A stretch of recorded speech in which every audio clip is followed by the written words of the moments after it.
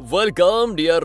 कैसे हैं आप सभी। तो आज हम लेकर आ चुके हैं आपके लिए अटिपिकल फैमिली की थर्ड पार्ट की स्टोरी। तो लास्ट पार्ट में हमने देखा कि मिस जैनी को पहले ही भविष्यवाणी आ गई थी कि शादी के ऐन मौके पे जैनी सबके सामने सच बता देगी, रिश्ता तोड़ लेगी, और बिल्कुल ऐसा ही होता है, जिससे बैन तो बेचारा रोते रह जाता है। दोस्तों अब आगे हम देखते हैं कि रात में बैन बड़ा उदास बैठा होता है और तभी वो अपनी शादी वाले मोमेंट में पहुंच जाता है, क्योंकि पास्ट में जा सकता है ना वो, इसीलिए। यानी उस टाइम तक जब तक जैनी ने खुलासा नहीं किया था। उस मोमेंट से पहले बैन खुश था, इसलिए वो उसके लिए हैप्पी मोमेंट बन गया था, और क्योंकि वो हैप्पी मोमेंट में ज्यादा जा पाता है, इसीलिए वो उस टाइम पे गया जहाँ पे वो खुश था बैनी के सच बताने से पहले। और अब इस मोमेंट पे जाकर उसको रियलाइज हो रहा था कि मैं कितना बड़ा गधा हूँ, वो मेरे इमोशंस के साथ खेल रही है, और बताओ यार मैं उससे प्यार करने लग गया था। यहाँ पे दोस्तों वो खुद को कोसता है। आगे हम दूसरी ओर मोटो को देखते हैं। वो अपनी मॉम से कहती है कि मॉम, जब आपने ये सब सपने में देख ही लिया था तो हमें बताया क्यों नहीं? इतनी सुंदर डेकोरेशन में कितना मोटा खर्चा बैठ गया, पता है ना आपको? तो मॉम कहती, बेटा तुम्हें तो पता ही है कि फ्यूचर में जो होना होता है वो होकर ही रहता है, मैं उसे बदल नहीं सकती, और ये सब होना जरूरी था बैन की आंखें खोलने के लिए। जिसपे मिस्टर बेग कहते हैं कि पर तुमने जो देखा था सपने में कि जैनी ने हमारा खानदानी रिंग पहना हुआ है, उसका क्या? तो मोटो कहती, देखिए ये रिंग मुझे मिली थी जैनी के सूटकेस से, पक्का उसने ये रिंग चुराई होगी। और इधर जब बैन दोबारा से शादी वाले मोमेंट में जाता है तो देखता है कि जैनी के जाने के बाद मोटो और ग्रेस दोनों चिल्ला रही थी। मोटो अपनी माँ से कह रही थी कि मॉम वो एक फ्रॉड है, और ग्रेस कह रही थी कि ये उड़ सकती है। दोनों एक दूसरे की पोल खोली जा रही थी उस समय। मोटो आगे कहती है कि माँ, इन सभी को पुलिस के हवाले कर दो। मगर दोस्तों अगर ये पुलिस के हवाले करते तो सभी लोगों को इनके सुपर पावर के बारे में पता चल जाता, इसलिए एनी मना कर देती है। और जैनी की मॉम को वार्न करती है कि दोबारा हमारे परिवार के आसपास भी भटकने की कोशिश की ना तो अच्छा नहीं होगा, जरा सा भी रहम नहीं दिखाऊंगी। जिसपे जैनी की मॉम कहती कि अच्छा तो यही रीजन था कि शादी तुमने अपने घर पे रखी, मेहमानों के लिए सारा इंतजाम तो किया मगर किसी को इनवाइट ही नहीं किया, क्योंकि तुम्हें पता था कि ये शादी होने वाली है ही नहीं। इनकी आपस की बहस चल रही होती है दोस्तों, और फ्यूचर वाला बैन जाता है आगे, जहाँ पास्ट वाला बैन पास्ट वाली जैनी को रोककर सवाल कर रहा है कि ये सब क्या है, तुमने मुझसे और क्या क्या झूठ बोला। वो फ्यूचर से आकर मैरिज रजिस्ट्रेशन फॉर्म देना ये भी झूठ था, और वो 13 साल पहले वाली बात वो भी झूठ थी। तो जैनी कह देती कि हाँ सारी चीजें मेरी सोची समझी चाल थी, ये सारी झूठी कहानियां बनाई थी मैंने तुम्हें फंसाने के लिए। और तभी दोस्तों अभी मतलब इस समय तो जैनी पास्ट वाले बैन से बातें कर रही है, तभी उसकी नजर पड़ जाती है फ्यूचर वाले बैन पे। हालांकि पास्ट वाला बैन फ्यूचर वाले बैन को नहीं देख सकता था, उसे सिर्फ जैनी ही देख सकती थी, इसलिए पास्ट वाले बैन को लगता है कि ये मुझसे मुंह फेर कर किसी और की तरफ खड़ी हो गई है, और वो गुस्से में चला जाता है पास्ट वाला बैन। जबकि जैनी तो फ्यूचर वाले बैन की ओर देख रही थी, तभी फ्यूचर वाला बैन भी वहां से गायब हो जाता है। इधर प्रेजेंट में दोस्तों जैनी की मॉम उसे अपने घर लाकर कई तरह के सवाल जवाब कर रही होती है, जैसे तुमने बने बनाए खेल को क्यों बिगाड़ा, ये सिला दिया तुमने मुझे तुम्हें पालने पोषने का। जिसपे जैनी भी कह देती है अगर आपको पछतावा हो रहा है ना तो अभी भी टाइम है, मुझे मार दीजिए जान से। और तब उसकी मॉम दोस्तों उसे उसके कमरे में लॉक कर देती है, और फिर वो अपने भाई और दूसरी बेटी से डिस्कस करती है, क्या सच में एनी की फैमिली के पास सुपर पावर्स हैं? अगर हैं तो कैसी? फिर कुछ दिन बीत जाते हैं दोस्तों, और बैन हर कुछ दिनों में पास्ट में चला जा रहा होता है, जिससे उसके घर वाले काफी परेशान हो जाते हैं। इस तरह से बार बार पास्ट में जाना सही नहीं होगा बैन के लिए,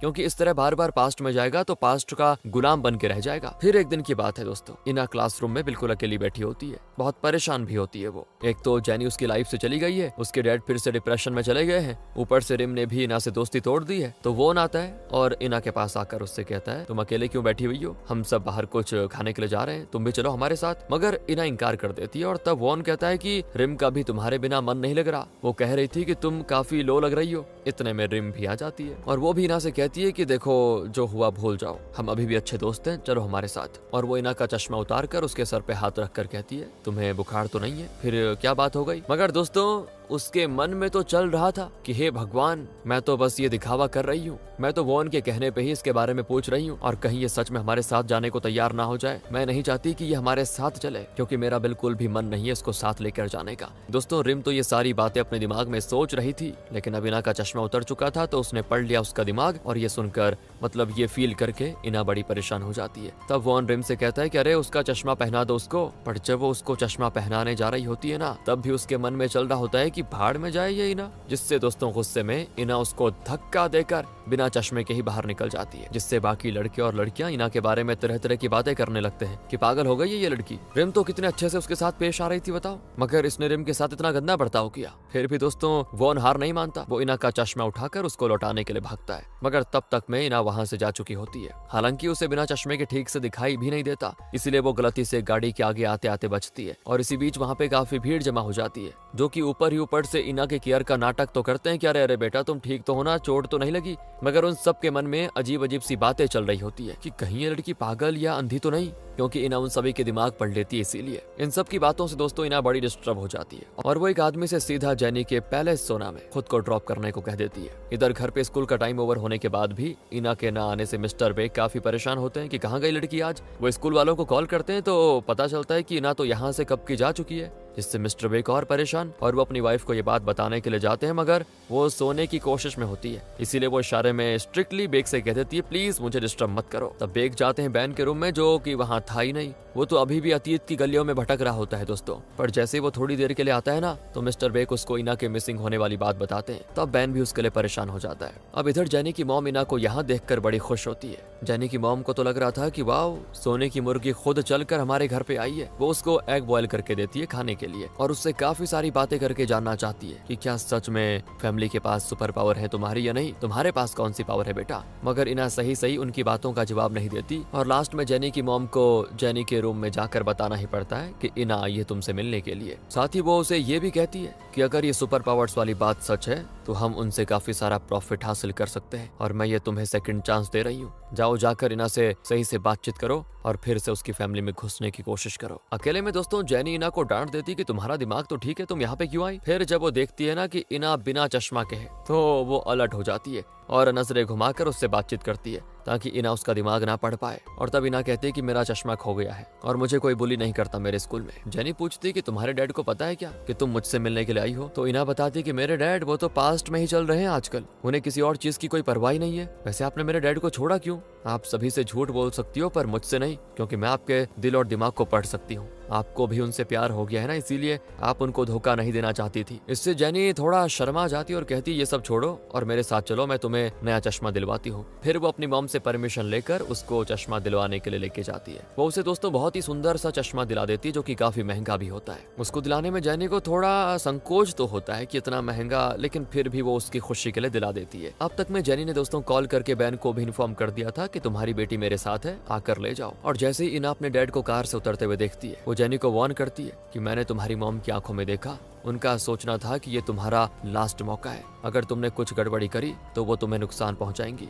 उन्होंने कहा था ना कि तुम चश्मा दिलाने के बाद इना को अपने साथ लेकर आना, मतलब वो अभी भी चाहती है कि तुम हमारे परिवार में आओ और हमें रोड पे लेके आ जाओ। पर जेनी कहती है तुम उन सब चीजों की चिंता मत करो और अपने डैड के साथ घर जाओ।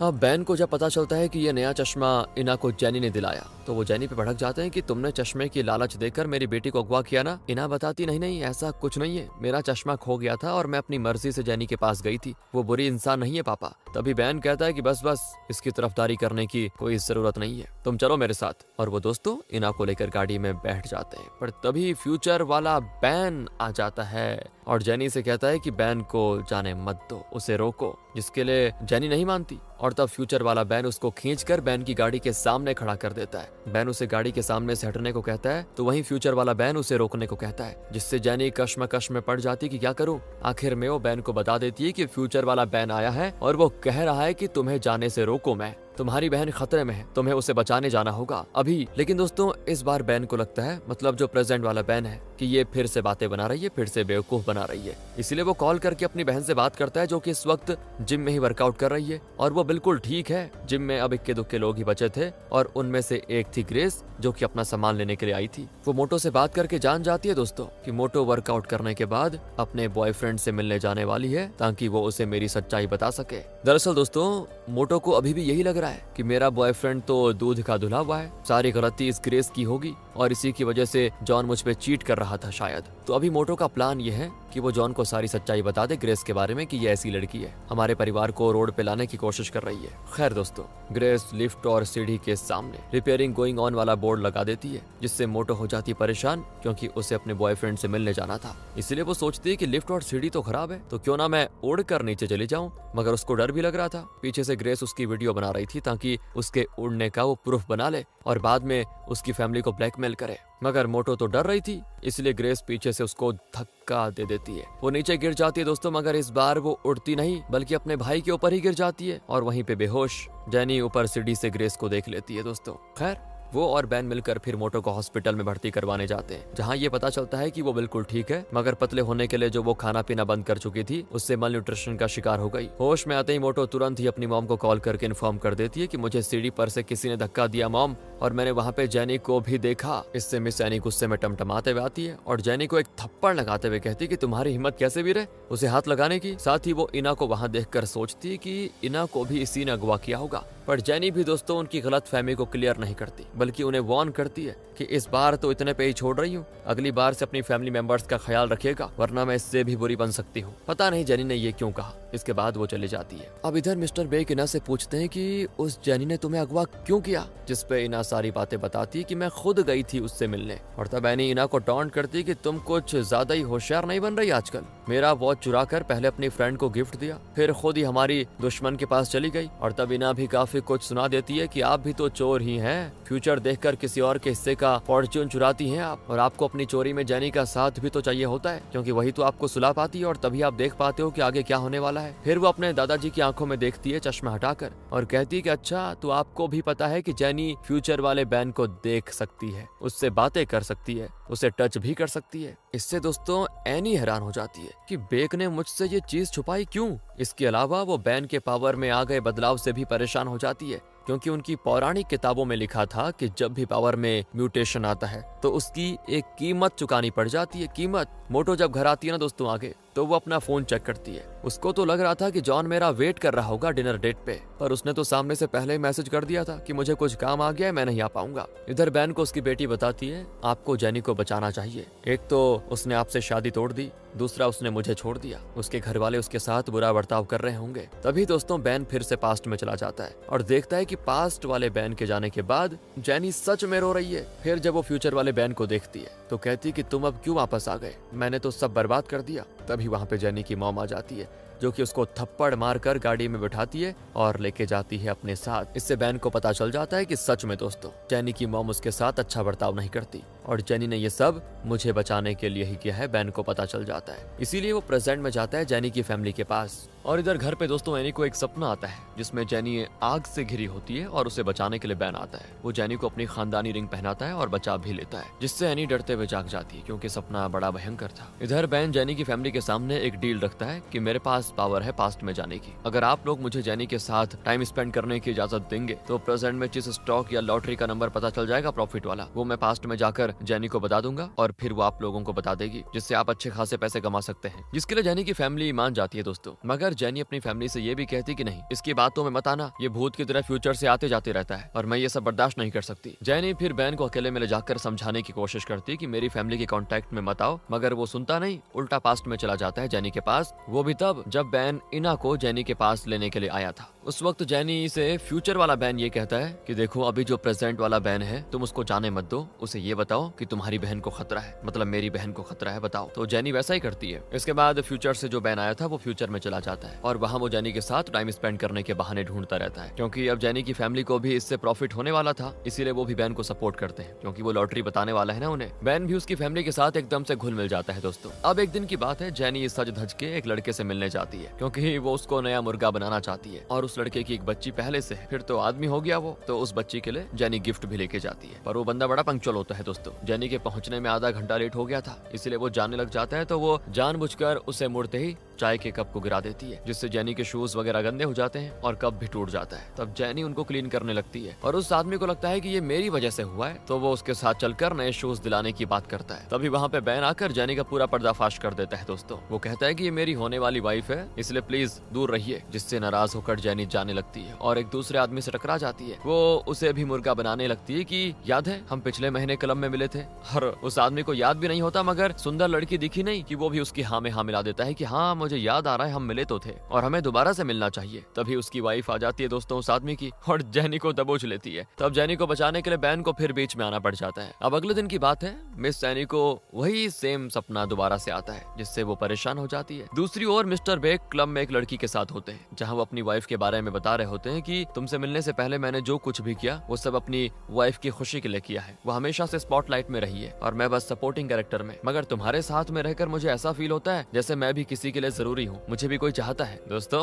ये दोनों इस तरह की लवी टवी बातें कर ही रहे होते हैं कि उस लेडी का हस्बैंड आ जाता है, जो कि मिस्टर बेग को दबोच लेता है कि क्या है ये बदतमीजी, और उसकी शिकायत सीधे पुलिस में करने की धमकी देता है। तो तब बेग कहते हैं कुछ ले देकर मामला निपटा लो यार, पुलिस में कंप्लेंट मत करना। वहीं दोस्तों यहाँ बैन को दिखाते हैं। बैन बात करता है जेनी की मॉम से और कहता है ये तो मुझे भाव ही नहीं दे रही, जब तक मैं इसके साथ हैप्पी मोमेंट स्पेंड नहीं करूंगा तब तक मैं एक हफ्ते पहले पास्ट में कैसे जा पाऊंगा, मुझे हैप्पी मोमेंट चाहिए। इसलिए जेनी की मॉम अपने भाई से कहती है कि इन दोनों के साथ रहो और इस बात का खास ख्याल रखो कि ये दोनों अच्छा टाइम स्पेंड करें, अच्छा मोमेंट बने, जिससे तो माहौल और भी ज्यादा ऑकवर्ड हो जाता है। दोस्तों जेनी तो सही से ना बैन से बात कर रही थी, ना ही उसे अपना हाथ पकड़ने दे रही थी, और तब अंकल इन पे बबल्स उड़ाते हैं ताकि माहौल थोड़ा रोमांटिक हो जाए, मगर फिर भी बैन खुश नहीं होता। तो फिर अंकल इनके लिए पार्क में एक डेट अरेंज करते हैं, पर अंकल के सामने तो जेनी से और भी कुछ नहीं होने वाला। इसलिए बैन कहता है कि अंकल जी हमें जेनी के लिए उसकी फेवरेट आइस डिश लेकर आनी होगी, जिसके लिए ये बस पकड़कर दूसरी जगह जाते हैं, जहाँ पहुँचते पहुँचते रात हो जाती है। दोस्तों वहाँ फिर बैन वो डिश खरीदता है और बस की वापसी टिकट खरीदने के लिए अंकल से कहता है कि करो कुछ इंतजाम। इसके बाद वो हो जाता है गायब। वो जाता है पार्क के उसी बेंच पे दोस्तों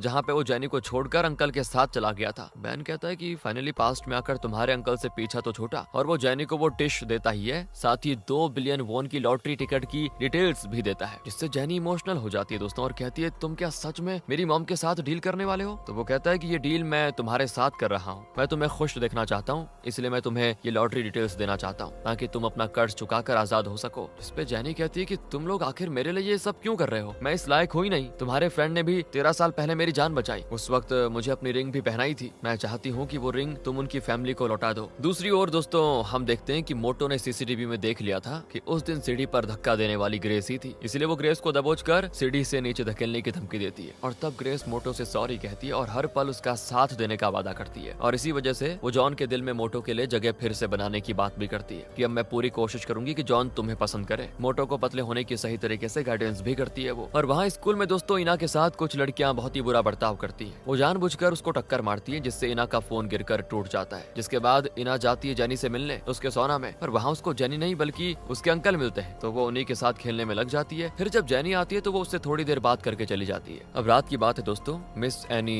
जेनी को मिलने के लिए बुलाती है और अपनी लग्जरी कार की चाबी देते हुए कहती है कि मेरे पास अभी ज्यादा कैश नहीं है, इसीलिए ये गाड़ी तुम रख लो और प्लीज मेरे बेटे को छोड़ दो। जिसपे जेनी अपनी लॉटरी की टिकट देते हुए कहती है कि ये 2 बिलियन की लॉटरी की टिकट है, इसे आप अपने पास रख लीजिए और अपने बेटे को कंट्रोल कीजिए, मैं खुद उससे कोई ताल्लुक नहीं रखना चाहती। इसके साथ ही वो नींद की दवा वाली चाय उनको देते हुए कहती है इसे पीकर सो जाइए और अपनी फैमिली को फिर से अमीर बनाने के लिए अच्छे सपने देखिए। इसलिए वो घर जाकर सो जाती है। उसके रूम में फिर दबे पांव मिस्टर बेग आते हैं। वो अपनी वाइफ के हाथों से चुपके से वो लॉटरी टिकट ले लेते हैं, क्योंकि मिस्टर बेग को कोई ब्लैकमेल कर रहा था। शायद उसी औरत का हस्बैंड है दोस्तों वो, जो बार में मिली थी। खैर जैसे वो टिकट लेते हैं तभी वहाँ पे आ जाता है बैन, जिससे मिस्टर बेग चौंक जाते हैं और फिर वो अपने बेटे से कहते हैं कि तुम्हारी मॉम सो रही है बेटा, उन्हें डिस्टर्ब मत करो। जिसपे बैन कहता है कि जेनी के सूटकेस में एक रिंग रखी हुई थी, वो मुझे खोजने पे नहीं मिल रही। और तब जाकर बेग बैन को बताते हैं कि जिस दिन तुम्हारी शादी होने वाली थी तुम्हारी बहन ने वो रिंग जेनी के सूटकेस से निकाल ली थी, ये सोचते हुए कि वो रिंग तुम्हारी खानदानी रिंग है। वैसे वो रिंग देखो वो रही तुम्हारी मॉम के हाथों में। तो वो उनसे रिंग ले लेता है दोस्तों और फिर अपनी फैमिली लॉकर खोलकर अपनी खानदानी रिंग का बॉक्स खोलकर हैरान हो जाता है, क्योंकि उसमें तो ऑलरेडी रिंग रखी हुई है, यानी जेनी ने वो रिंग चुराई ही नहीं, वो रिंग कोई दूसरी ही रिंग है। इसके बाद वो फौरन जाता है जेनी के पास और उससे पूछता है कि ये जो रिंग है जो तुम्हारे सूटकेस में मिली थी, क्या ये वही है जो तुम्हें 13 साल पहले तुम्हें बचाने वाले ने दी थी? तो जेनी कहती है कि हाँ। जिसपे बैन कहता है कि क्या तुम्हें उस आदमी की शक्ल याद है? तो वो कहती नहीं, धुएं की वजह से मैं हल्का बेहोश हो गई थी, मैं उसकी शक्ल तो नहीं देख पाई, लेकिन उसने अपने हाथ से ये रिंग उतार कर मुझे पहनाई और कहा कि समझो कि मैं तुम्हारे साथ हूँ, तुम्हें कुछ नहीं होगा। इस पे बैन कहता है कि इसका मतलब है कि तुम्हें बचाने वाले मेरे सीनियर नहीं बल्कि मैं ही था, क्योंकि ये रिंग मेरी खानदानी रिंग है, एक मैंने पहनी हुई थी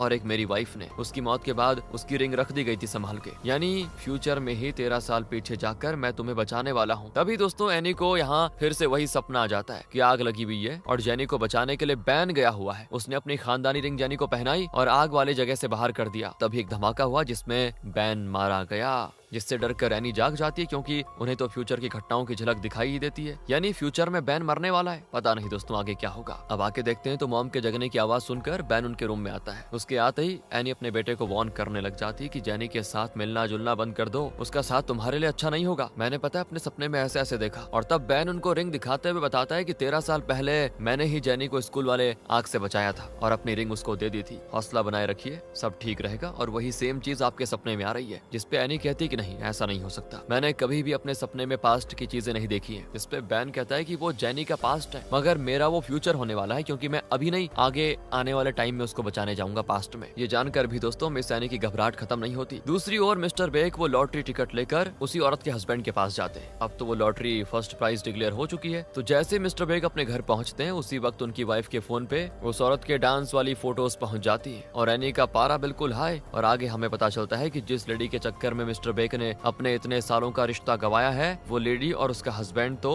जेनी की मॉम के लिए ही काम कर रहे थे। और यहाँ मिस्टर बेक अपनी वाइफ को समझाने की कोशिश करता है कि हमारा रोमांटिक रिलेशन नहीं था, हम बस क्लब में डांस पार्टनर्स थे और अपनी लाइफ के बारे में बातें डिस्कस किया करते थे, हमारी बस फ्रेंडशिप थी। मगर कहाँ एनी उसकी बातों में नहीं आती और इन दोनों के बीच में काफी कहासुनी हो जाती है दोस्तों। और आखिर में एनी अपने हस्बैंड को घर से निकल जाने के लिए कह देती है और फिर वो भी अपना सारा सामान एक ट्रॉली में डालकर निकल रहा होता है कि तब उनकी ग्रैंड डॉटर इना उनसे पूछती है कि आप कहाँ जा रहे हो। लेकिन मिस्टर बेक अपने आंसू छिपाकर कहते हैं कि मैं एक शॉर्ट ट्रिप पे जा रहा हूँ बेटा। दूसरी ओर जेनी वो लॉटरी टिकट अपनी मॉम के पास देखकर बिल्कुल हैरान, वो समझ जाती है कि इन्होंने जरूर तो कुछ किया है। और जब घर पे इना अपने डैड को बताती है कि ग्रैंडपा किसी ट्रिप पे नहीं गए, बल्कि उन्होंने मुझसे झूठ कहा था, मैंने जब उनके दिल की बात जानने की कोशिश की तो तुरंत उन्होंने अपना चश्मा पहन लिया। ये जानने के बाद बैन मिलता है जेनी से और जेनी को ये बातें बता देता है। तो फिर पूरा खेल क्या हुआ था जेनी बैन को बता देती है और कहती है कि तुम अभी भी मेरी मॉम से उलझना चाहते हो। उन्होंने तुम्हारे घर की सबसे मजबूत कड़ी को ही तोड़ दिया, जो कि सबको मॉरल सपोर्ट दिया करता था। उनका मेन टारगेट तुम्हारी मॉम है अब, और वो उनके सपने की मदद से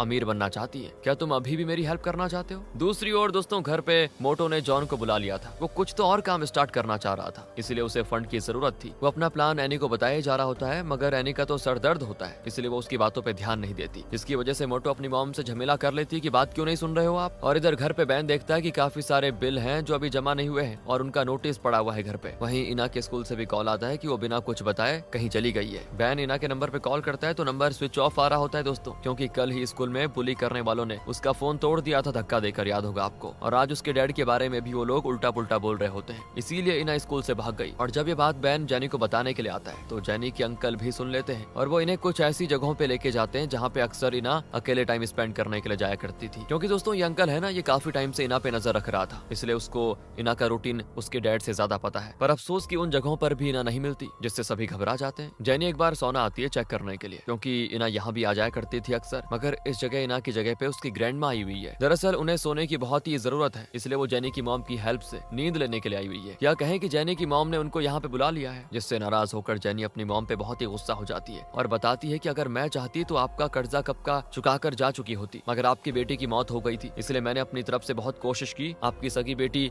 बने रहने की, पर आप कभी कभी बहुत ही अच्छे तरीके से रहती हो तो कभी कभी बहुत ही चंट औरत की तरह बिहेव करती हो। इसलिए मैं वार्न कर रही हूँ आपको कि आप बैन और उसकी फैमिली से दूर रहिए, वरना मैंने आपसे जो कुछ भी सीखा है उसका इस्तेमाल आपको बर्बाद करने के लिए कर दूंगी। कहकर वो निकल जाती है और खूब रोती है दोस्तों। कुछ देर के बाद फ्यूचर से बैन आता है और जेनी को बताता है कि इना अपने स्कूल के जिम में है। दरअसल दोस्तों वो गई तो थी वहाँ पे रोने के लिए, मगर रिम ने उसको बाहर से लॉक कर दिया था। इसलिए दोस्तों जेनी और बैन मिलकर जाते हैं स्कूल और वहाँ के गार्ड की मदद से जिम खुलवाकर इना को बाहर निकलवाते हैं। जिसके बाद इना अपने डैड से कहती है कि क्या मैं इस स्कूल को छोड़ सकती हूँ, और फिर रोते हुए वॉशरूम में जा घुसती है। तब जेनी उसके पास जाती है और पूछती है क्या हो गया बेटा, क्या तुमने अपने किसी फ्रेंड का माइंड पढ़ा? तो वो उसको रिम के बारे में बताती है कि मैं तो उसे पसंद करती थी और चाहती थी कि वो भी मुझे पसंद करे, मगर वो है कि मेरे बारे में सिर्फ गलत ही सोचती है। और तब जेनी उसको अपनी स्कूल लाइफ में होने वाली बुलिंग के बारे में बताती है और फिर बाहर आकर बैन से कहती है कि सुनो मेरी बात, तुम्हें ढेर सारे सवाल करके इना को परेशान नहीं करना है, बल्कि उसका चश्मा उतार कर उसकी आंखों में देखना है, बाकी का काम अपने आप हो जाएगा। हालांकि बैन को कुछ समझ नहीं आता दोस्तों, मगर फिर वो ऐसा ही करता है। वो अपने मन में इना से सॉरी कहता है कि बेटा मैं अपने आप में ही इतना उलझ गया था कि तुम्हारी सही से देखभाल नहीं कर पाया, तुम्हारे साथ सही से टाइम स्पेंड नहीं कर पाया। मुझे अभी भी वो दिन याद है जब तुम पैदा हुई थी, मेरा पहली बार तुम्हें अपनी गोद में लेना कितना सुकूनदायक था मुझे अभी भी याद है, पर अफसोस कि मैं उस पल में दोबारा जा नहीं पा रहा हूँ। और तब दोस्तों रोते हुए इना कहने लग जाती है कि आप उस दिन से नफरत करते थे ना जिस दिन मैं पैदा हुई थी। तो बैन उसको गले से लगाकर कहता है कि नहीं मेरी बच्ची ऐसा नहीं है, मैं तुमसे और तुमसे जुड़ी किसी भी चीज से कभी भी नफरत नहीं कर सकता। इस दुनिया में अगर किसी को सबसे ज्यादा प्यार करता हूँ तो तुमसे ही करता हूँ, और मैं वादा करता हूँ कि तुम्हें सबसे ज्यादा अपना वक्त दूंगा आपसे, जिससे दोनों बाप बेटी के जो आपसी मतभेद थे सब सही सही हो जाते हैं। और उधर जब मिस सैनी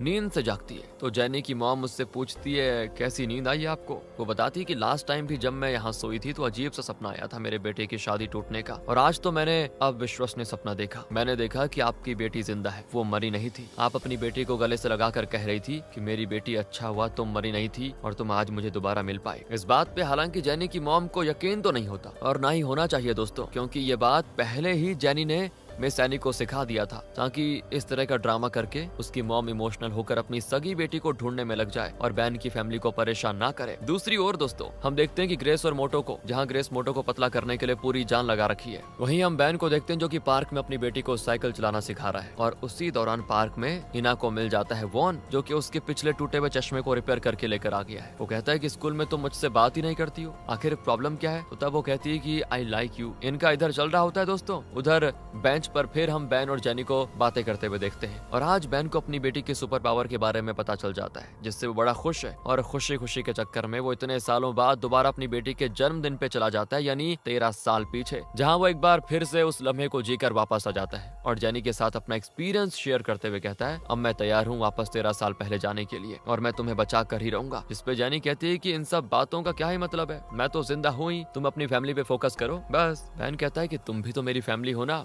और मैं अपनी फैमिली के लिए अपनी जान तक दे सकता हूँ। दूसरी ओर दोस्तों मिस एनी रोते गिड़गिड़ाते हुए क्लब में जाती है, जहाँ पे बेग शराब पी रहा होता है। एनी रोते हुए उन्हें बताती है हमारा बेटा मरने वाला है, पता है क्या, मैंने अपने सपने में उसकी मौत देखी। और इसी के साथ दोस्तों ये पार्ट यहाँ पे खत्म हो जाता है। अब अगला लास्ट पार्ट है, पता चलेगा क्या होने वाला है, कितने सारे ट्विस्ट आने वाले हैं। बने रहिएगा, लाइक करे, शेयर करे। Thanks for watching.